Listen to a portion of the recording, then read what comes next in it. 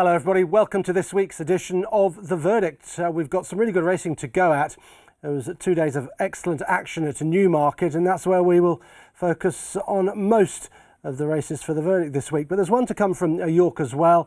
They staged a really good meeting on Saturday. We'll have a look at the Coral Sprint a little bit later on. I make no apology in The Verdict this week for mentioning the draw a lot. I think it was very relevant to Newmarket, wherever the stalls were placed. So we'll be chatting about draw bias and positional advantages throughout the show. So lots to go at, and we will start at Newmarket on Friday, where there was some really good racing. There's the winners on the card. We'll have a look at 3 races from Friday. We'll have a look at Pogo, at 3 o'clock, a 7-4 winner for the Charlie Hills team. Commissioning won the Phillies Mile for the Gosdens, 8-13 favourite. Dream of Love, an interesting one as well that I've picked out to look at.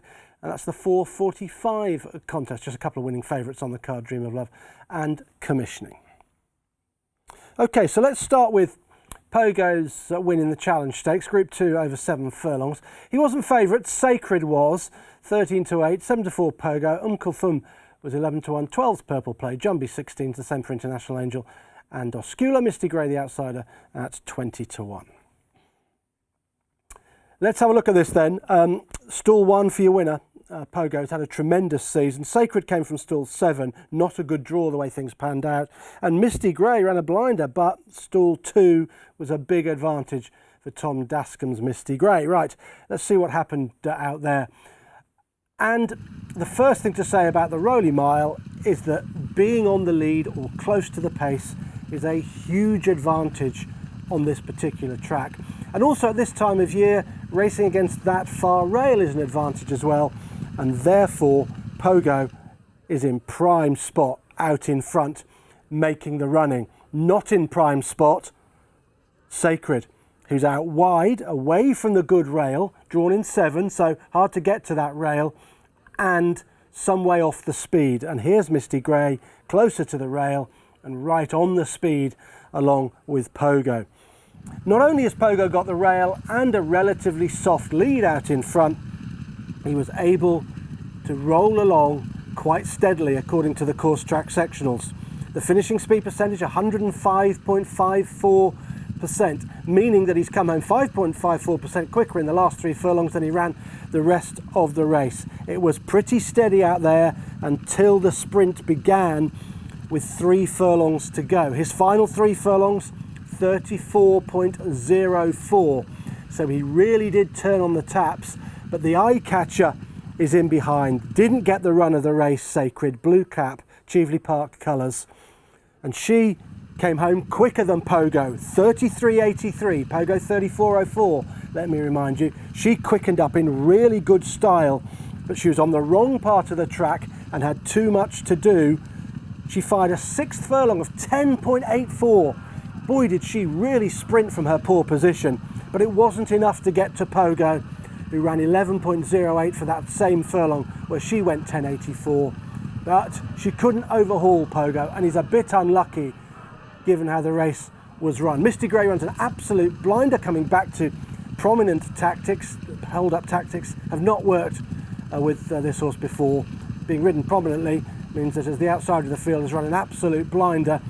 We shouldn't crowd Pogo, even though he got an easy lead and was on the right part of the track, for he has had a very good season indeed, and Charlie Hills has placed him very well, very adeptly, and it could be that the Breeders' Cup is where they'll go now. They might just want to throw that hat in the ring and perhaps have a go at the Breeders' Cup Mile. I think he's a tough, genuine and likeable sort, but on the day you have to analyse what happened out there. And what happened was that Sacred had a poor track position, was poorly positioned the way the race was run as well, came home fastest of all in 2nd place and was undoubtedly unlucky.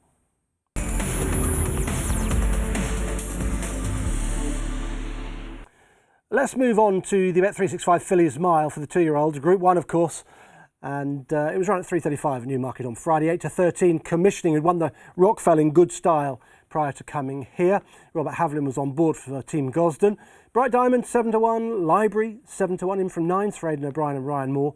Novakai 11s from 16s, 12s from 16s, Sparkling Beauty, and it was 14s and bigger the others in the field. So quite a few fancied against the favourite Commissioning, who had been pretty good when winning the Rockfell. Certainly, I think she marked herself down there as quite a strong stayer, and nothing changed my opinion after watching her here in the Phillies Mile. Stall 4 is where she came from, over towards that far side. And second place, Novakai from stall 3. And third home was Bright Diamond, yes, from stall 1. All of the action happening over on the far side, roughly where Pogo raced in that Challenge Stakes. So let's see how this race panned out. Commissioning tracked the pace. Novakai made the running. Yellow colours, Sheikh Mohammed Obeid colours out in front, dominating this race, with Commissioning just sat about third or fourth, but over towards that far rail. I do believe that they were in a good position on the track, but this was a more strongly run race than the Pogo race. They went more of an even gallop here. The finishing speed percentage 102%, so they've gone pretty evenly throughout the race. But look where the principals are. Commissioning, she's the best filly. She probably would have won wherever she raced. Here's Novakai, and third home is up against the rail, Bright Diamond. There we go. Therefore, mark Aidan O'Brien's filly up. I think she was on the wrong part of the track. She's run pretty well. She quickened up to almost commensurate with the principals. She wasn't as good as Commissioning on the day, but she wasn't helped by where she raced throughout. Now, the thing about Commissioning is that after the Rockfell, it was said that, well, she's got a good turn of foot. But I think the course track sectionals told a different tale in the Rockfell, and they do here. I think she's a strong stayer, and I think she really did confirm it here. She came home strongly through the final 3 furlongs and hit the line quite well. 35.49 for those final 3 furlongs. And it took her a while to overhaul Novakai out in front. And this is a point where I think staying wins this race, not quickening. Robert Haviland's after her. She's taking a while to pick up. She's into the dip.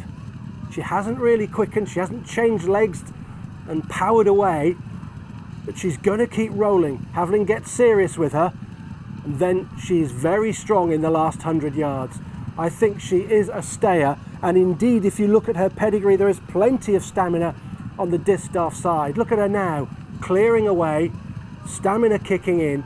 And the two of them have pulled clear of Bright Diamond back in third place. They've both wandered off the rail a little bit late on. There's Library, head a bit high in the closing stages under Ryan Moore. Better than the Bear Result, but not as good as Commissioning.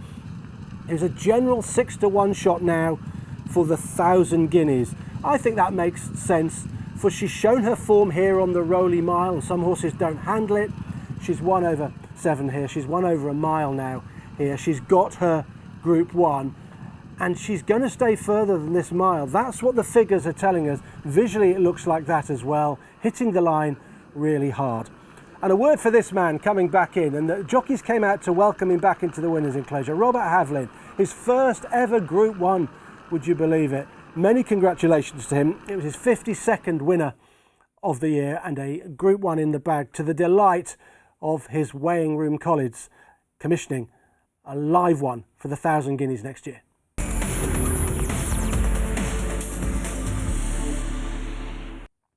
I wanted to have a look at Division 1 of the Maiden Fillies Stakes over 7 furlongs. It was an interesting race according to the numbers, and I think we saw a very useful winner in Dream of Love, who was the 6-4 favourite.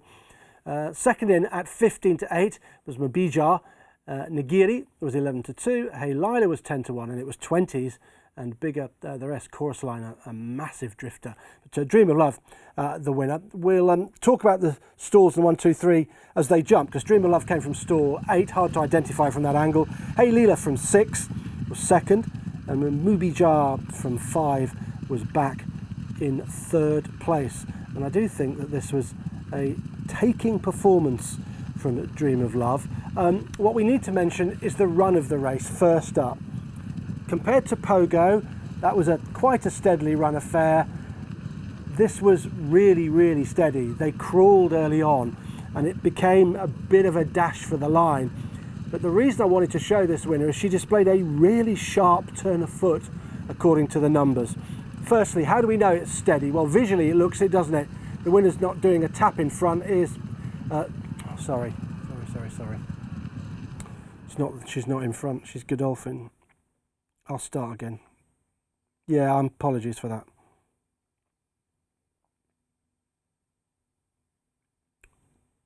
Okay. Spitfire.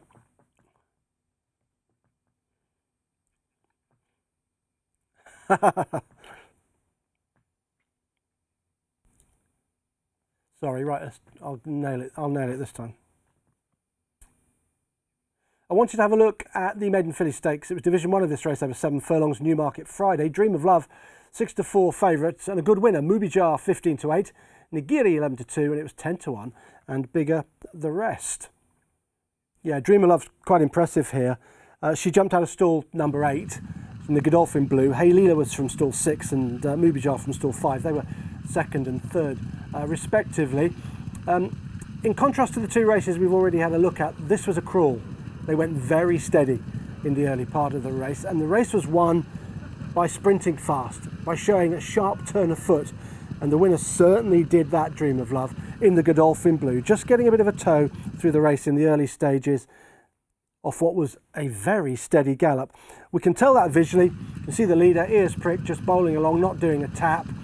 A couple of horses a little bit keen in behind as well, suggesting they're going steady, but your eye can lie, the figures don't, and the figures tell us that the finishing speed percentage was 109.26. So they've come home over 9% quicker in the final 3 furlongs than they ran the rest of the race. So they crawled and sprinted through the final 3 furlongs, and the winner showed a very taking turn of foot. Visually you can spot it, but what did we see from the numbers? Well, we saw a final 3 furlongs of 34.16. Compare that to the runner-up of 34.65. And the 6th furlong, now bear in mind she's on debut here, she's a bit green, she took a while to pick up, but she fired a 6th furlong, the penultimate furlong, of 10.99, amidst greenness, not really knowing what the game is all about, and William Buick never resorted to the whip, pushed out, hands and heels, and what's more, he's running down a horse who got an easy lead, Hey Leela, who bowled along in front, ears pricked, not doing a tap, on a track that suits front runners, yet this newcomer was able to run her down and do so fairly cosily in the end. Buick not going for everything. Remember, she was on debut, and there could be a lot more to come from her. Her pedigree suggests that as well. Important to look at the pedigree. The distaff side of it is really classy and stamina laden as well. Her dam was Secret Gesture, who was runner-up in the Oaks at Epsom. So there's a fair bit of stamina there on the dam side of the pedigree, but she's displayed in this race on debut a sharp turn of foot as well.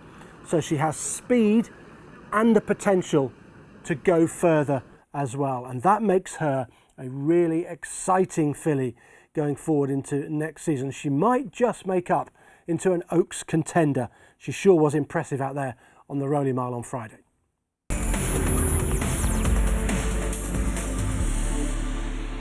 So we've had a look at 3 races from last Friday to Newmarket. Let's move on to the Saturday card. Of course, it was Dewhurst Day, Cesarewitch Day as well. Let's have a look at the winners on the day. Flying Honours taking the Zetland. Silver Knot, another winner for Godolphin. Those first 2 winners, both Godolphin horses. Chaldean took the Dewhurst. More of him and on. Run for Oscar, one for Ireland. The Cesarewitch was an easy win for him. Desert Order, one of the favourites to win. Azure Blue, who was highlighted here on the verdict a few weeks ago, winning at Newmarket, won again. And Alfela won at the last. Good day for Godolphin, all in all. We will have a look at the Dewhurst shortly in the success of Chaldean. But let's start with the first winner on the card. Flying Honours. It was 10-11 for Godolphin, Charlie Appleby, William Buick. Dear My Friend, 11-2. 7-1, Bateman's Bay, Galactic Jack, 9-1. And it was 12s and bigger, the rest of them. So this is a Group 3. That's the Zetland Stakes. Of course, it's over 1.25 miles for 2-year-olds. So it's a fair test for them. Flying Honours came from stall number 6, easy to spot with the Godolphin Blue on Blancheland for the Jane Chapel Hyam team, was second, and Dear My Friend from 9 was back in third place. You'll notice immediately the stalls are on the other side of the track from where they were on Friday. Nonetheless, I still think the rail was pretty good. It was a good place to be overall, and Dear My Friend is going to try and ride that rail to success from the front, and gets to the front quite easily. They went steady according to the course track sectionals for the first couple of furlongs, but the pace thereafter was pretty even. I think they went a pretty good gallop thereafter, with Dear My Friend riding the rail. Also, note the position of the winner riding the rail as well. Just off the rail is Blancheland, and here's Dear My Friend. So it does look like that was a good place to race on Saturday. For 2-year-olds at this trip, I think this was quite a test. Finishing speed percentage, 101.35. So you'd expect perhaps something round about 100. So they've gone a pretty good even gallop out there, and it became a test of stamina for them. 10 furlongs for 2-year-olds. Of course, at this time of year, some of them will get it no problem at all. And I think the winner certainly did. It's got a very stout pedigree, Flying Honours. He might just make up into a Derby horse. Now, there was a nasty incident in this, I ought to just warn you, but when Liftoff fell towards the rear of the field, and Frankie was unshipped. Luckily, Frankie was all right. Liftoff got up okay as well, so nothing to worry about there. It looked like it might have been a clipping of heels in behind. The final time of the race was good, 2 minutes 2.45. That's a pretty good time. It really caught my eye because 2 minutes is a very good marker for 1.25 mile races, and that tells us that this really was quite evenly run. And here comes the winner to challenge. A 12.09 ninth furlong, penultimate furlong, won him the race, and he's just outstayed Dear My Friend, who had the benefit of the lead and the rail, but he couldn't stay there. Blancheland throwing down a big challenge towards the outside. He'd looked very useful when winning on his previous start. He couldn't get to Flying Honours, who stays on really well. Last 50 yards, he's quite strong. And you'd think that a Derby trial next year might be where they'll go with him. He may not be good enough for a Derby, but he looks a strong stayer. And you have to see out that 1.5 miles at Epsom very strongly if you're going to win it. At this stage, I wouldn't be putting him up for the Derby. I think he's got a fair bit more to find. But bookmakers thought that he was around about a 20-to-1 shot generally for that race. He certainly stays well. He had a real test here. He produced a very good final time, and I do think that there's a bit more to come from him. He had been disappointing on his previous start at Newmarket, but that was a steadily run affair that turned into a sprint, and that's not what he wants. But he got what he wanted out there on Saturday. Quite a strongly run race for 2-year-olds at the trip, and he completely outstayed them all.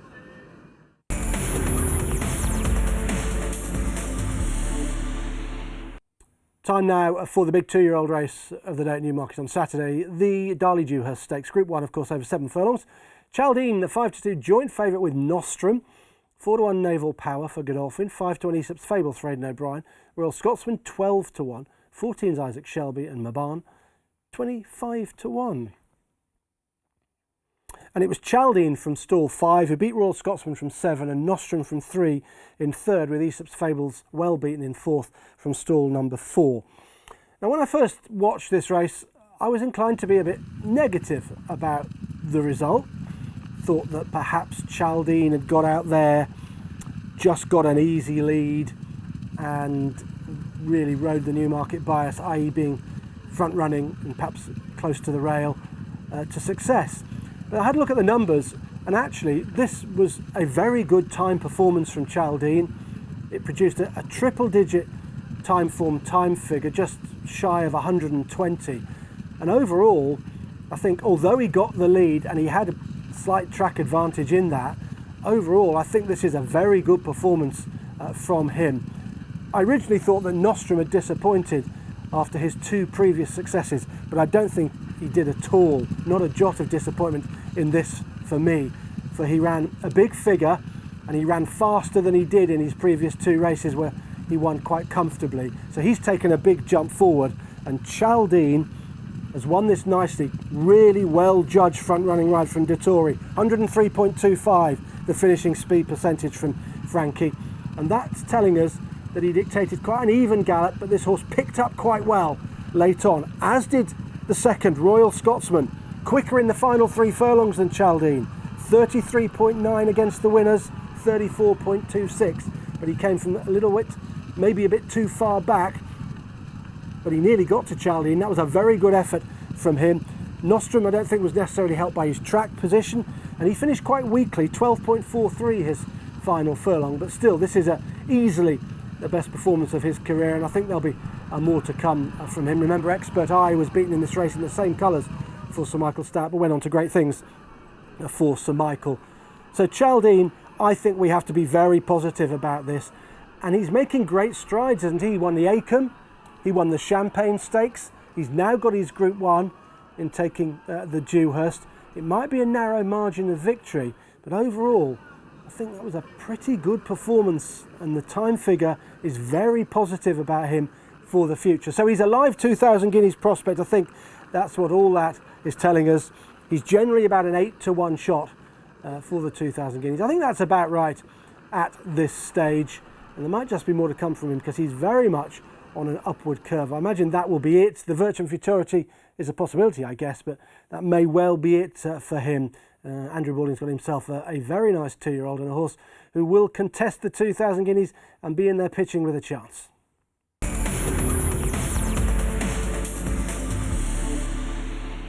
It was Coral Sprint day at York on Saturday. Here are the winners from the card. Gray's Monument takes the first. Alpha Capture, the only favourite on the card to win, 5-2. Algiers, 11-1. Strike Red, 12-1. And a couple of 10-1 shots. Modesty and Priano and Titian, 33-1 in the last. The winner finding quite hard for punters at York on Saturday. I'm going to talk about the Coral Sprint itself, which was the 3:15. Strike Red, a 12-1 winner of this Heritage handicap. Some familiar names in here. Some battle-hardened sprinters. Gulliver 7-1, 15-2 Lucky Man. Lethal Nymph 15-2, it was 10-1 Silver Samurai. Admiral D in there at 10s. Mr. Wagyu 11s. Dakota Gold loves the track 11s. Same for Pop Master 12s and bigger the rest of them. So let's see what happened out there. Strike Red was the winner. Stall number 4. So over towards the far side, just in 4 there. Hyper Focus from 13. Silver Samurai was 3rd from 7. And the 4th home Dakota Gold was over here in 2. I think a low draw was a slight benefit to runners in the Coral Sprint, although they did edge across towards the stand side, and Hyper Focus, who finished second, race down the middle. So I think it was a huge disadvantage to be stand side, but perhaps a slight advantage to be over on the far side. And Strike Red is becoming much more professional horse with his racing, I think.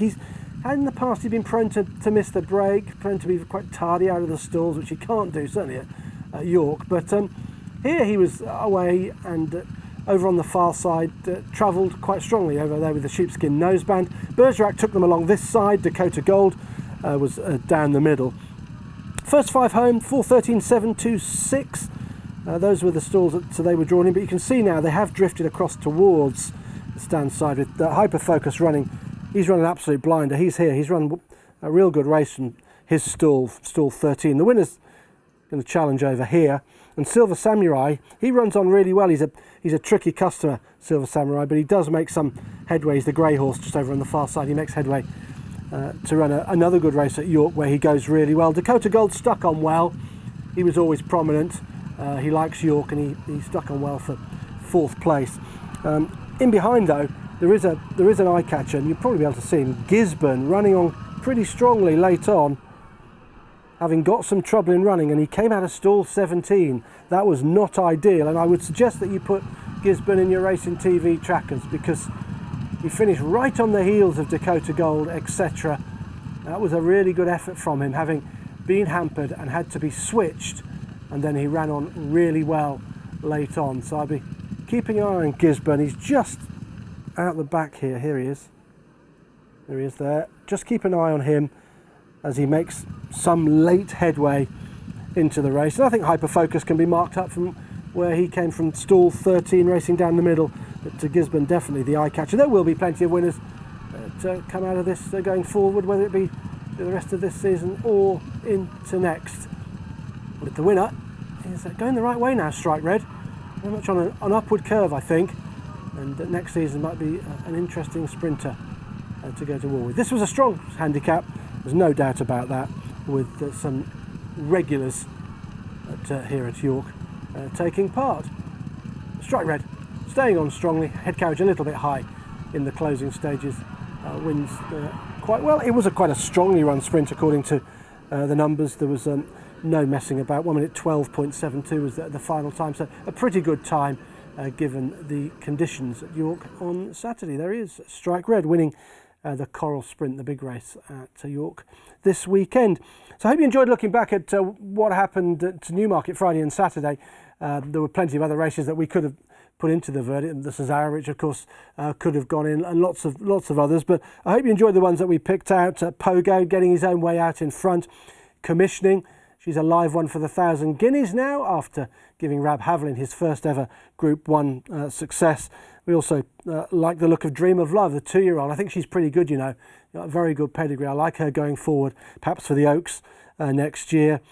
Sacred was perhaps the most unlucky horse on the verdict this week, in behind Pogo. Flying Honours took the Zetland Stakes, also a very strong pedigree, and he stays really well, so he might be a horse for staying trips next season. And then we saw Chaldean take the Dewhurst, the best time performance of the week by some way, and he's an interesting horse for the 2,000 guineas next year. So that's it for the verdict this week. Kipco Champions Day to have a look at next week. I'll see you then.